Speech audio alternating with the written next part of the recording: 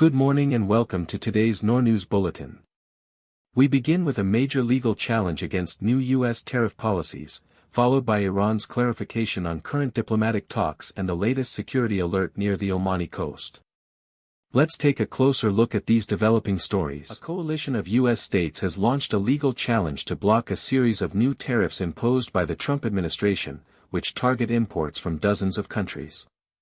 The duties, which affect a wide range of trading partners, were implemented following claims that these nations have failed to adequately address the use of forced labor within their supply chains.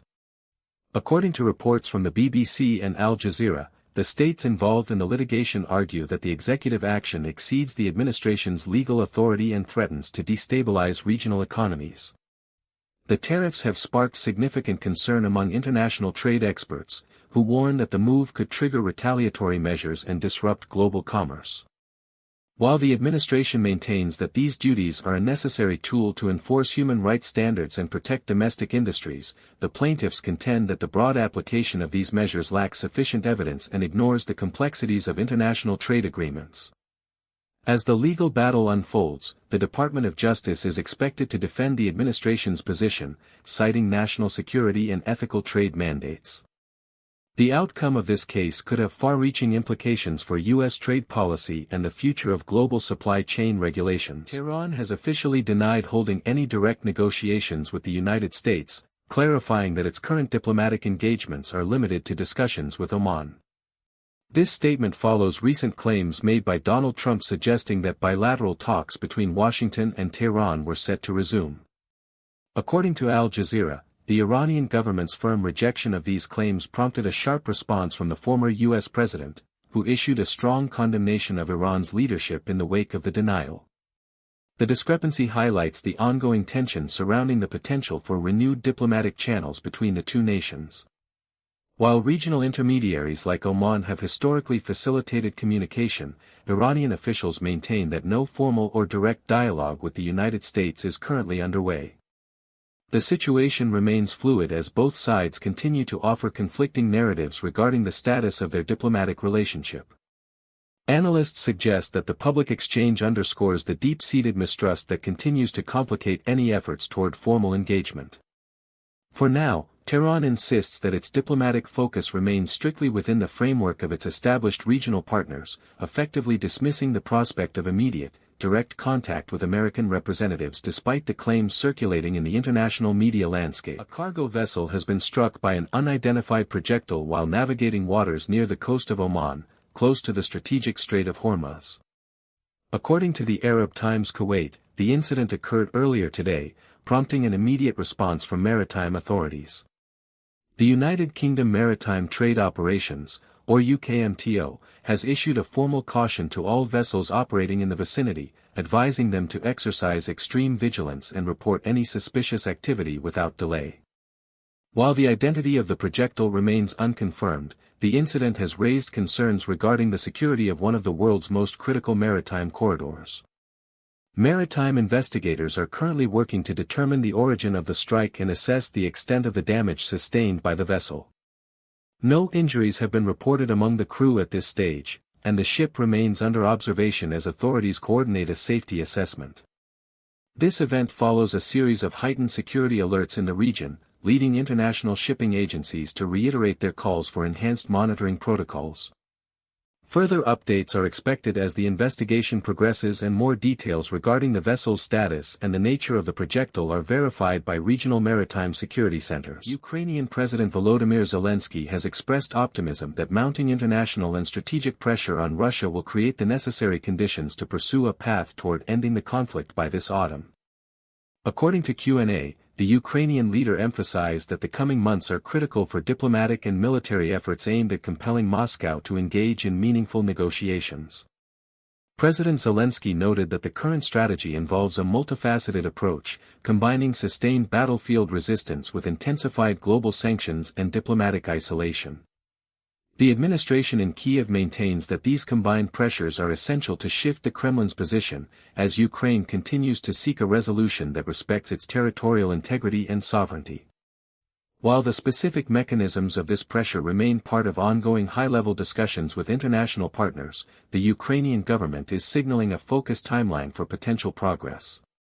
As the conflict enters a new phase, Kyiv is intensifying its outreach to global allies to ensure that support remains consistent throughout the summer and into the autumn period.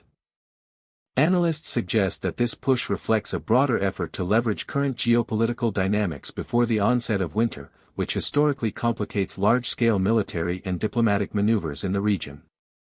The Ukrainian leadership remains committed to this strategic window as a pivotal moment for the war's trajectory. Cricket legend Sachin Tendulkar is widely celebrated for his illustrious career representing India, yet a lesser-known chapter from his youth reveals a surprising connection to his team's arch-rivals.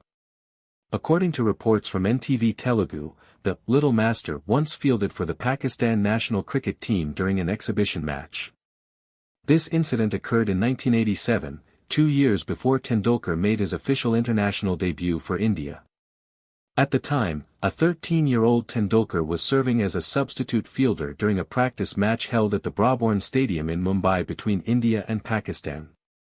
When a few Pakistani players left the field during a break, the young Tendulkar was asked to step in as a substitute fielder for the visiting side. This rare moment in sporting history remains a fascinating footnote in the career of the man who would eventually become the highest run scorer in international cricket.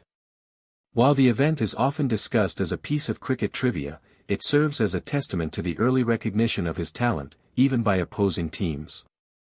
The incident highlights the unique spirit of the sport, where even future icons once contributed to the efforts of their greatest rivals during their formative years. European Commission President Ursula von der Leyen has called for urgent action to strengthen the bloc's external borders following a significant surge in migrant crossings at the Spanish enclave of Ceuta. According to the BBC, the European Union is preparing for an emergency meeting of interior ministers to address the escalating situation and coordinate a unified response to the influx.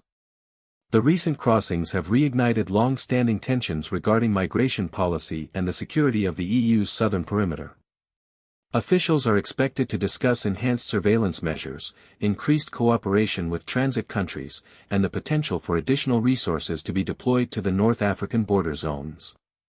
The call for tighter border controls comes as member states remain divided over how to balance humanitarian obligations with the need for controlled migration flows. While some nations advocate for stricter enforcement and physical barriers, others are emphasizing the necessity of addressing the root causes of displacement. The upcoming ministerial summit is intended to bridge these policy gaps and establish a more robust framework for managing irregular arrivals.